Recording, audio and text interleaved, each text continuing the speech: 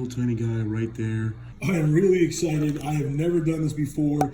This is actually a package from Spain. I ordered this off of Aquabid and it arrived from Spain just now. These are eggs. These are eggs from Japanese rice fish, medaka rice fish. So I'm really excited to open this up, take a look at them and get them acclimated and hopefully hatch them out. All right, I've got the vials out. They are two separate species. Now I ordered a third species, not a rice fish. The seller messaged me after this is in the mail, or while this is in the mail, saying that he forgot to put that in there, different eggs, rearrange that, and he'll ship me out those. But these are two different color variants of rice fish. These were packed really tight. Big shout out, thank you to Alfredo, the gentleman that I bought them from. He did a fantastic job packing them. Onto the stuff you guys really care about, and that are these vials of eggs that are actually labeled, which is fantastic. And if you look here, it says latipes, whatever the heck, that's a scientific name, and yellow lame or lame, whatever. They are like yellow speckled, kind of like a fluorescent Japanese rice fish. And he has the date that he collected them, 10th of August. They do things the reverse, and 26 of them. So yeah, he says they should hatch between, what's that, the 25th of August and the 10th of September. And today is it's definitely between those dates. No, it's not even the 25th yet. It's like the 20th of September.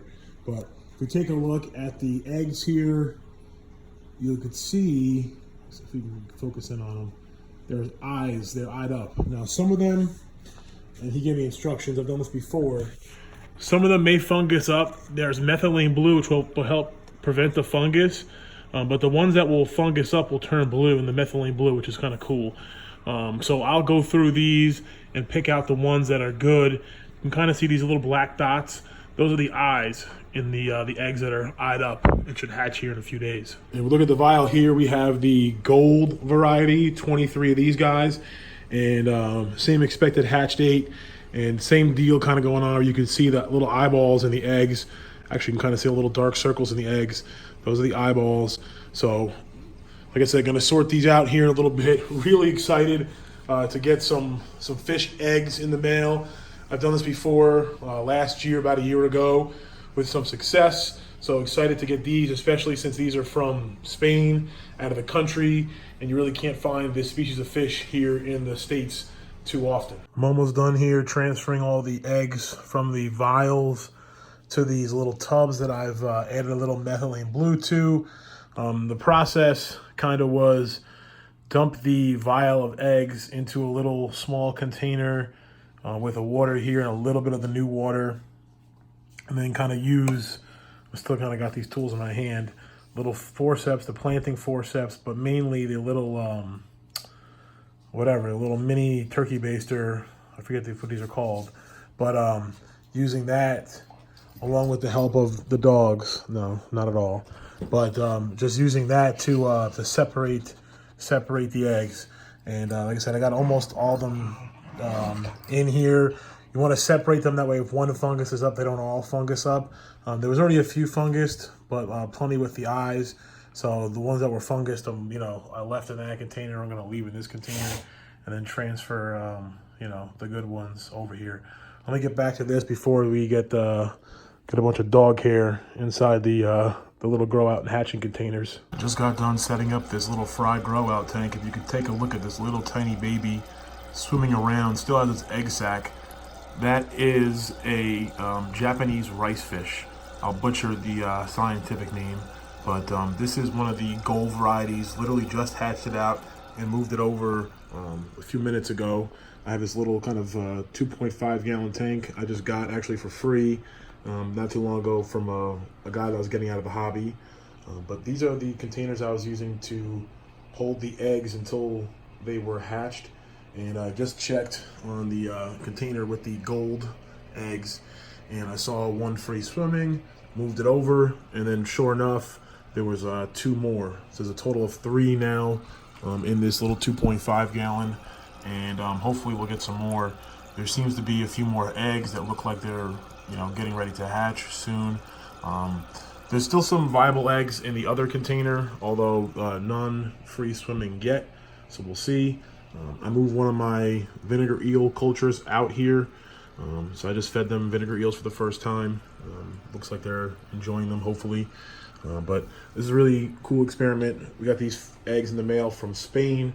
So we've hatched out eggs before, a little over a year ago, from our buddy Tom at Team Aquatics up in Minnesota, the dwarf neon rainbow fish. But this is a fish that I've had my eye on for a while, and it's really cool to pick up 2 varieties and to, you know, successfully have some hatched babies. We're definitely far from maintaining a breeding colony ourselves yet, but we're hoping that's the goal for sure. These guys are so tiny still on the camera. I'm really excited to do this. These are the Killifish. The N is like Nonthropi, Gwenthuri from Zanzibar, but they're really beautiful. And today's date is September 4th, so we're right in that window of when they should be hatching. I got this set up in my front room in my house. This is where the 29-gallon planted tank is. Haven't shown it off in a while. The 2 pieces of Anubias got so big, the one that's got lifted up.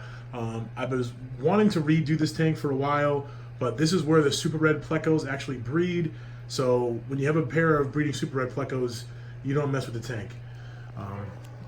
But today I want to get started with placing these eggs. They're in peat. I'm going to put them in this container. We're going to pour some water over them, and then hopefully within a day or so, they should begin to hatch. These are a true annual Killifish, so these guys will only live for about a year, and then they will perish. However, they do grow rapidly. So within about 2 months, a month and a half, 2 months, these guys should be nearing full size and definitely sexually mature, because, you know, nature knows they're only going to be around for a year, so they got to get busy quick. So really excited to get these guys going. It'll be a challenge to keep them going because, you know, I have to breed them every year if I want to keep the fish. But we're going to hatch them out in this little container, and then I'm going to set up this other container. Big shout out to my local fish friend and nerd and used to work in the industry for a distributor or a breeder. But he told me to spray paint the bottom of this container black. So I'm going to test it out. Apparently it helps keep the fish a little more comfortable. So I'm going to hatch them out in here, and then we will, once they're free swimming, we're going to place them in this container, set this up with an air stone, maybe some Java moss. Just poured the peat into the container, and I want to see if we can see some of these eggs. These things are minuscule, guys. This is the first time I'm taking a look at them with you. They're like little tiny, little yellowish kind of orbs. These little dots, these little specks, those are actually the eggs. It's really hard to kind of point them out. But I think once they become free swimming, once we get a little water in here and hopefully it becomes free swimming, we'll get a better look at them. I was able to successfully hatch out some of the rice fish, although, you know, I was nowhere near 100% success rate. I believe I got 20-something eggs of both strains, and I'll just kind of break the bad news now. We didn't have, you know, a great hatch rate, but we do have some. So we're hoping that's going to be enough to keep us going and kind of get the lines going. And hopefully from these 30+ eggs or so, we'll get at least a few pairs. Some of their first meal will be vinegar eels. I also have a culture of microworms, which is sitting right there. And then I also have some golden pearls fish food. So they'll be able to get a nice varied diet. I also have a little brine shrimp culture set up. So these fish will be well fed. It is the next morning and we have fry. You can see this little tiny guy right there. There's at least a half a dozen, maybe 10 in here. It's hard to really see them. They are floating around. Some of them are still kind of right on top of the peat. If you kind of shift if you shake the container a little bit, you see them scurrying around, but they are still minuscule. It looks like we do have some that hatched out. So we're gonna go ahead and move them over from this hatching container to this container, the initial grow out container that I set up. This is the small kind of shoebox container with some Java moss I had.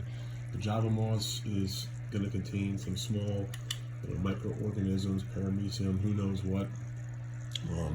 But then I'll put a snail, one snail in this container, to, you know, take care of all the excess food, etc. And yeah, they'll start eating vinegar eels and baby brine shrimp. Hit that subscribe button so you don't miss the update when it comes out. Right now, you can check out some live food culture videos right there. Some more wild fish tank antics over there. As always, I appreciate you watching, especially till the end. Stay positive and stay passionate.